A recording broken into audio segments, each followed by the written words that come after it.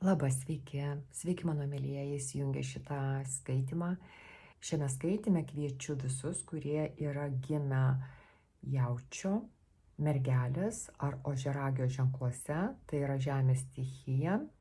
Žiūrėsime ateinančias 30 dienų, šiuo atveju gegužės mėnesį, su kokia nuotaika jūs ateinate, su kokia energija jūs ateinate ir kaip viskas rutuliuosis jūsų gyvenime ir su kuo jūs išeisite tame gegužės mėnesį. Na, bet neužbėgant įvykiams už akių, žiūrime jūsų gegužės mėnesį čia ir dabar. Šitas skaitimas yra skirtas ir tiems, kurių yra mėnulis šiuose ženkluose. Skaitysiu aš vadovaudamasi ne tik taro kortomis, bet ir savo intuiciją. Aš visą laiką tai darau, taip kad tie, kurie mokinasi skaityti taro kortas ir žiūri šitus skaitimus, turėkite omeny, kad aš skaitau ir intuityviai. Ateina pas mane informacija ir leidžiu tekėti informacijai taip, kaip jinai ateina. Gero skaitimo ir pradedame.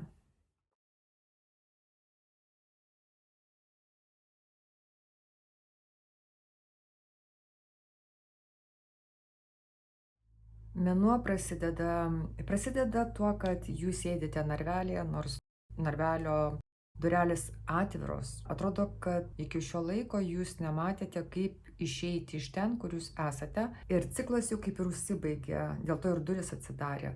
Gal buvo tame priežastis, kodėl jūs jautėtės uždaryta tame narvelėje ar uždarytas, jūs galite skristi, jūs galite išeiti iš ten, kur jūs esate, bet pasirenkate dar tenais truputį užsibūti, pasilikti, nors jau ir nėra priežasties, dėl ko jūs tenais turėtumėte būti. Patarimas yra, kad jūsų svajonė išsipildytų, jums reikia praktiško plano. Ir tas gegužės mėnuo, jis yra jums tuo nuostabus, kad dvi lazdos rodo, kad jūs suplanuojate, kaip jums išeiti iš to narvo. Kažkodėl tai jūs galite išeiti lengvai, bet pasirenkate kitą kelią, jūs kaip pramušate sieną. Pasirenkate tokį sunkesnį variantą, man rodo, taip kad kai ateis tas gegužės mėnuo, yra keli variantai, galite, kai ateina ta situacija, jūs galite prisiminti skaitimą ir žiūrėti lengvesnio kelio iš tos situacijos, kurioje jūs esate. Tie žmonės, kurie dabar galvoja, kad reikia pajudėti, tik nežino kaip, tai kortos sako, kad pirmiausia, tai reikia plano, kad jūsų svajonė tai išsipildytų. Antriausiai, ten, kur jūs esate, yra du išėjimai. Vienas yra lengvas išėjimas, kuris yra prieš jūsų akis, tik tai jūsų pasirinkimas. Jūs eisite lengvu keliu, ar jūs eisite sunkesniu keliu. Bet kad jūs išeisite, tai jūs išeisite. Nors duris, pažiūrėkite, duris užrakintos, taip, pro užrakintas duris, kaip atrodo, nėra išėjimo, o jūs vis vien jį surandate. O tenais, kur duris atidarytos ir jūs galite paimti ir išeiti, jūs to kaip ir nedarote. Nedarote dėl to, kad jūs pergyvenate, jūs gal negalite patikėti, kad taip gali būti lengva išeiti iš tos situacijos, kuri jūs daugiau nepatenkina, kuri jums sukelia labai daug streso, kuri jums neleidžia užmigti naktimis, dėl kurios jūs labai pergyvenate. Dabar apversta teisingumo korta rodo, kad ta situacija, kažkokia tai konfliktiška situacija, jinai nedaeina iki teismo. Čia žmonės barasi, pykstasi, konfliktuoja, bet duris visgi lieka uždarytos, teismo duris, aš turiu omeny, lieka uždarytos ir jūs nedaeinate iki teisminių procesų, jūs kaip išsprendžiate ar išspręsite tą konfliktą, jeigu jūs atsisakysite tos idėjos, kad visą laiką jūs turite būti teisus, kad tiesa yra jūsų pusėje, kad jūs esate tas žmogus, kuris žino, kas yra teisinga. Ir čia sako, duok tą dovaną kitiems būti teisiems. Užleisk tą teisę. Ir tai padės išspręsti konfliktą. Tai pažiūrėkite, kaip kortos su jumis gražiai kalba. Kad jūsų svajonė išsipildytų, jums reikia praktiško plano. Plano, kuris veikia gyvenime. Ne to plano, kuris svajonių pasaulyje veikia, bet to plano, kuris žemėje veikia. Realistiškai planuoti. Realaus plano. Ir išėjimą jūs surasite. Konfliktą išspręsite, jeigu duosite kitam teisė būti, pripažinti ir kito tiesą, kad ir kitas žmogus yra teisus, kad nėra juoda, nėra balta, yra ir daug pilkos spalvos ir kartais reikia sutikti, kad jūs nesutarėte. Sutarti, kad jūs nesutarėte. Amerikiečiai taip sako. Aš sutinku, kad mes nesutinkame. Tai čionais irgi, kiekvienas galite turėti savo tiesą, bet pripažinti, kad žmogus irgi yra teisus iš jo pozicijos ar iš jos pozicijos.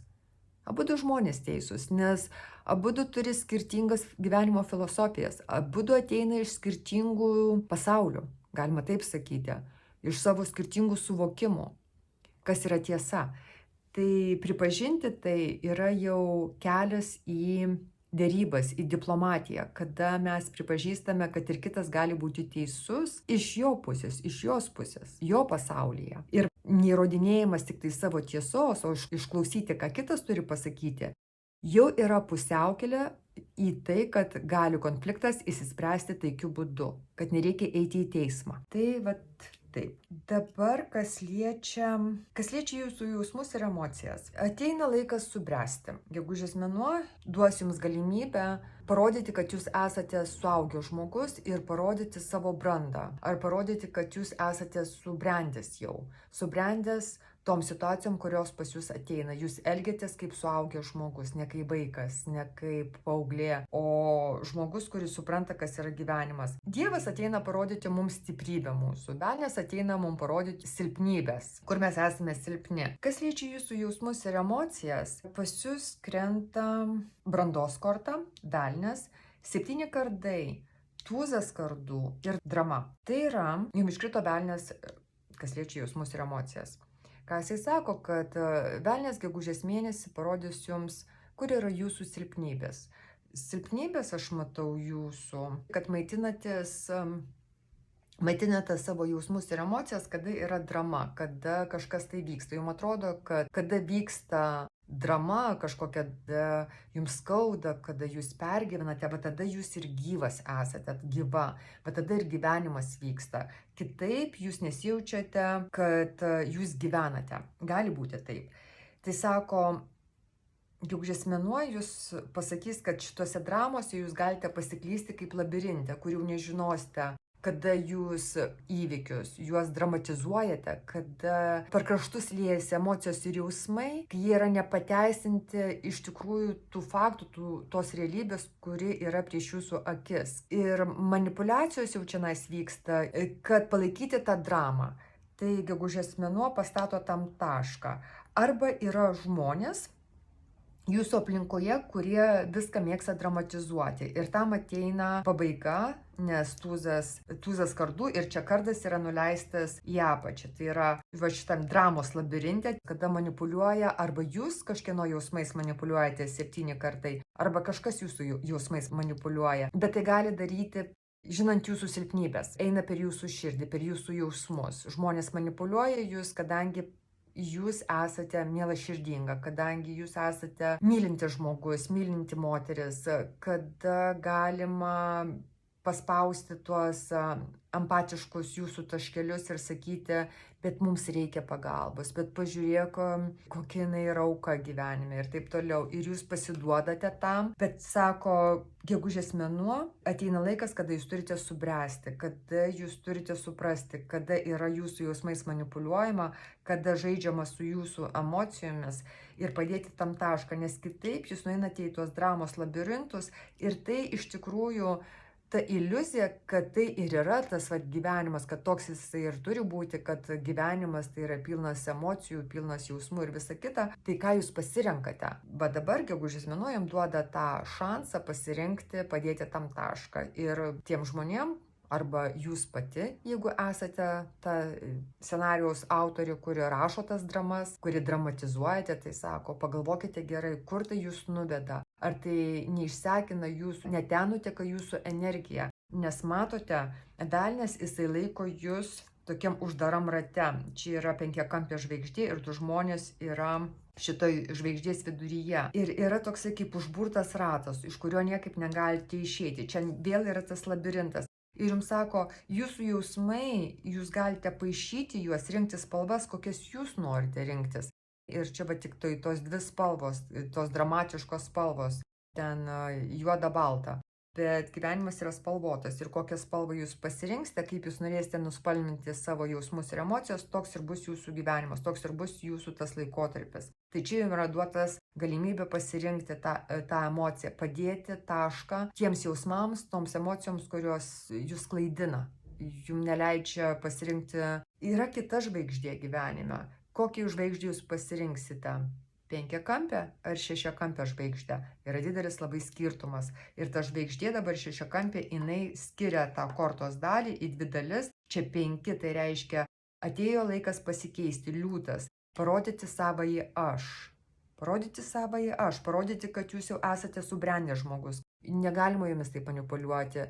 Jūs esate moteris ar vyras brandus žmogus, kur jūs atskirite, kur tai yra išsigalvota drama, o kur yra rimti gyvenimo momentai, į kuriuos jums reikia atkreipti dėmesį. Rodo, kad šitas mėnuo, jisai kaip jums duoda, vėlgi sakiau, galimybę uždaryti tam duris. Kas liečia jūsų veiksmus, jums krenta saulė ir čionais moteris, jinai atsiduoda visa širdimi. Kam jinai atsiduoda? Saulei.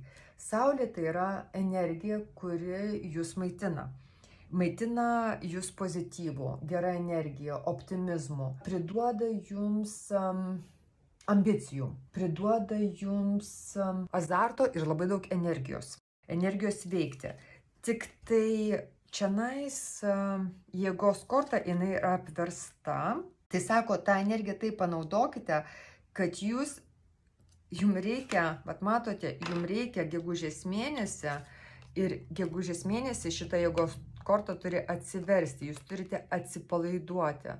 Atpalaiduoti save, tą vidinį vaiką savo išlaisvinti. Jeigu jūsų vidinis vaikas kalėjime sėdi, nors ir duris atidaros, bet jūs neleidžiate tam vaikui džiaugtis gyvenimu. Jūs gal bandote gyvenimą įrėminti ir kaip jau pasikartosiu, dramatizuoti jį, kad jis yra sunkus, kad jis yra pilnas pergyvenimų.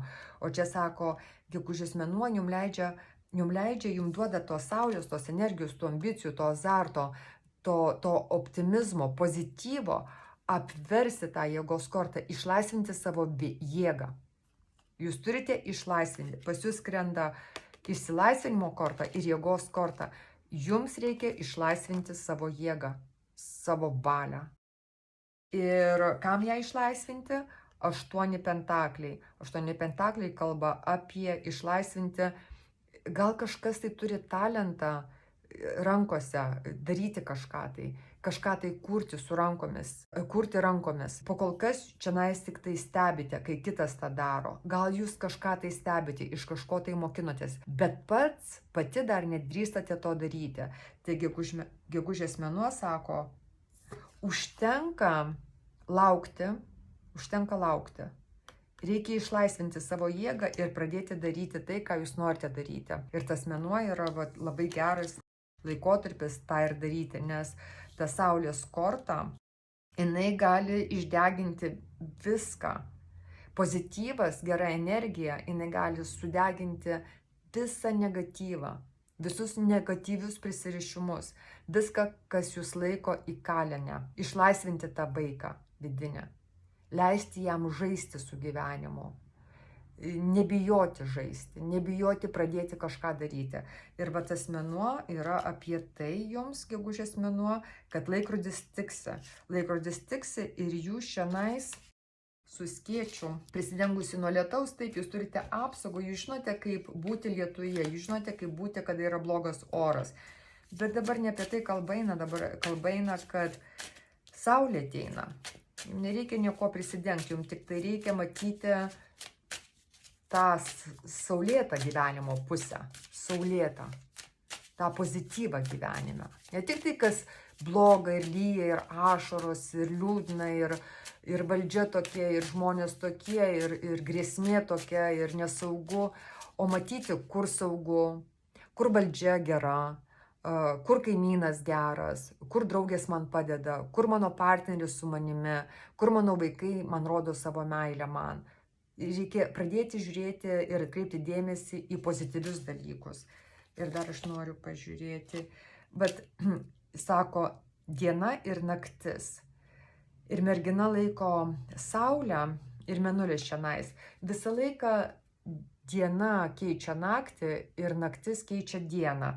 Ir tas laukimas, reikia išlaukti, jeigu kažkam yra dabar labai liūdnas laikotarpis. Ir gali būti, kad jūs turite rimtą priežastį ir turite tikrai kažkokius dramatinius gyvenimo momentus, kuriuos jūs turite išgyventi. Atsiminkite vieną, kad saulė pateka ir vėl jinai leidžiasi. Tai reikia išlaukti ir sako, ta saulė pateka dabar pas jūs.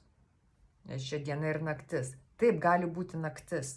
Tamsa, laukimas, bet rodo, kad savo veikla, jeigu tik leisite savo veikti, atpalaiduosite save veiklai, išlaisvinsite save gal iš liūdesio, kas esate liūdesyje, bet visgi reikia išlaisvinti save ir pradėti